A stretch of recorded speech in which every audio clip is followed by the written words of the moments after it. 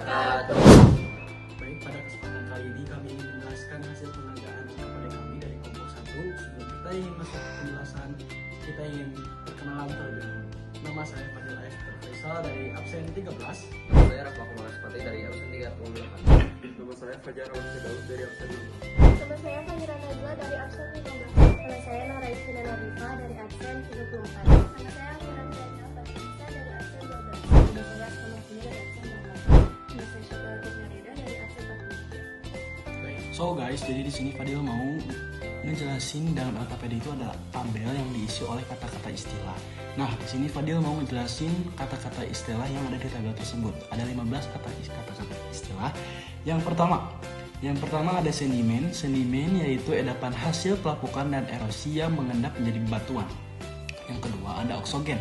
Oksogen adalah proses di luar bumi seperti pelapukan, erosi, dan sedimentasi yang membentuk permukaan bumi. Lalu ada litosfer, yaitu lapisan batuan padat penyusun permukaan bumi. Dan yang terakhir, yang terusnya ada vulkanisme, naiknya magma ke permukaan hingga membentuk gunung berapi dan letusan. Seterusnya akan dijelaskan oleh Elvira. Selanjutnya adalah lava, yaitu magma yang keluar ke permukaan bumi. Pada saat mendingin membentuk batuan baku baru. Lalu ada lahar. Lahar yaitu material campuran material vulkanik dan air yang mengalir seperti lumpur panas. Juga bisa menyebabkan kerusakan terhadap daerah di sekitar gunung. Lalu ada pedosfer. Pedosfer adalah lapisan tanah hasil pelapukan batuan dan sisa makhluk hidup, penting untuk pertanian dan kehidupan. Lalu ada magma. Magma adalah batuan cair panas dalam inti bumi dan bisa naik ke permukaan bumi. Juga bisa menyebabkan letusan gunung berapi. Ini ada erupsi. Erupsi adalah letusan gunung berapi yang terjadi akibat keluarnya magma, gas, dan abu ke permukaan yang bisa merusak bumi, tetapi juga bisa menyuburkan tanah.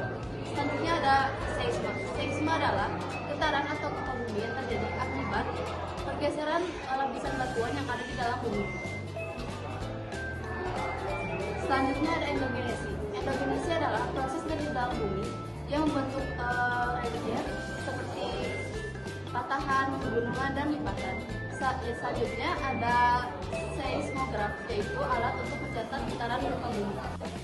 Pengertian istilah selanjutnya yang pertama ada delta.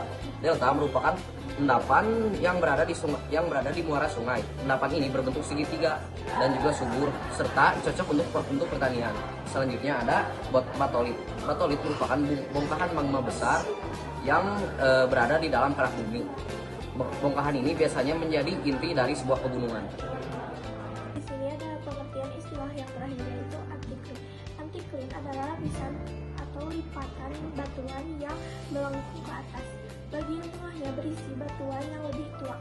Kerak bumi dibagi menjadi dua bagian, yaitu kerak samudra dan kerak benua. Satu, kerak samudra. Kerak samudra ialah lapisan luar yang membentuk sebuah daratan lautan. Tebalnya 5-11 km. Lalu sifatnya itu lebih mudah, lebih padat, dan lebih dinamis karena terbentuk dan hancur oleh tektonik. Dan kerak samudra juga tersusun dari batuan gelap seperti basalt dan gabbro. Lalu yang kedua ada kerak benua. Kerak benua adalah kerak yang membentuk benua. Sifatnya lebih tua, lebih tebal, dan lebih stabil, dan jadi dasar daratan serta pegunungan. Tebalnya 30-70 km dan tersusun dari granit, aluminium, dan silika. Selanjutnya kita akan mengenal astenosfer. Astenosfer adalah lapisan di mantel atas bumi yang terletak di bawah litosfer, bersifat plastis dan fleksibel, serta berperan penting untuk pergerakan lempeng tektonik.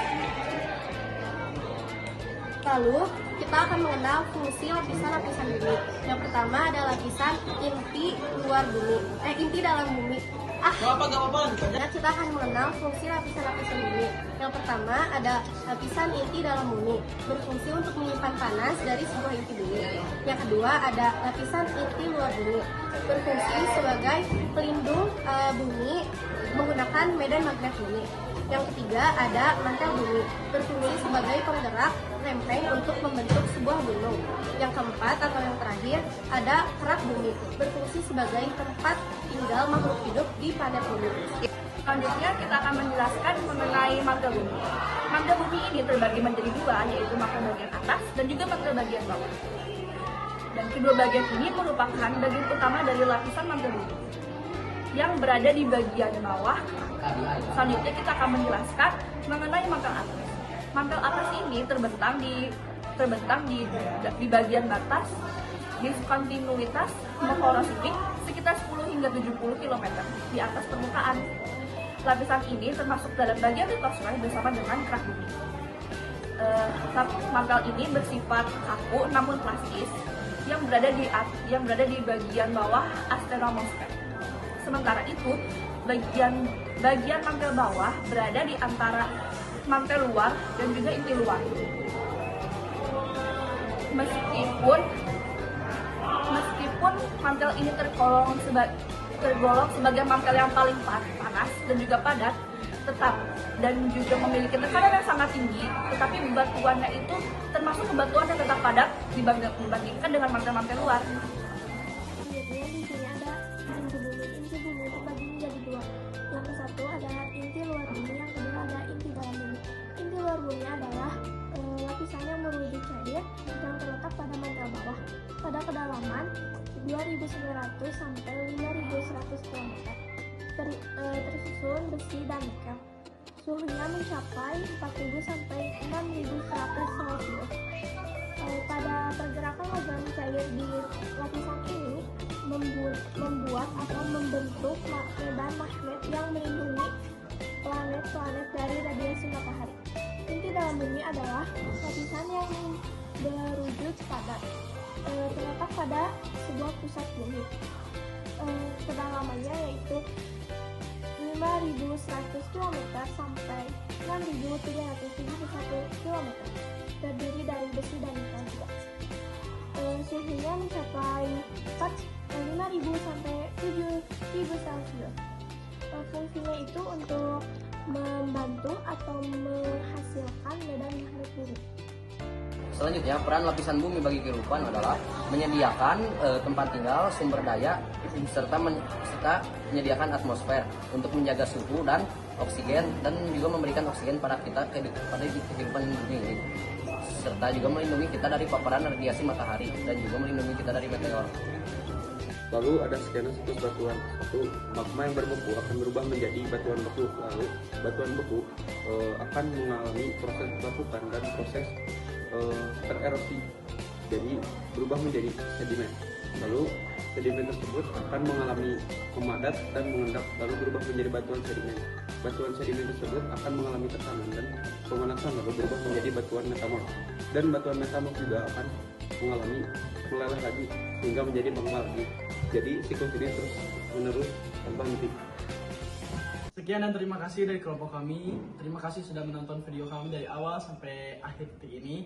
Wassalamualaikum warahmatullahi wabarakatuh.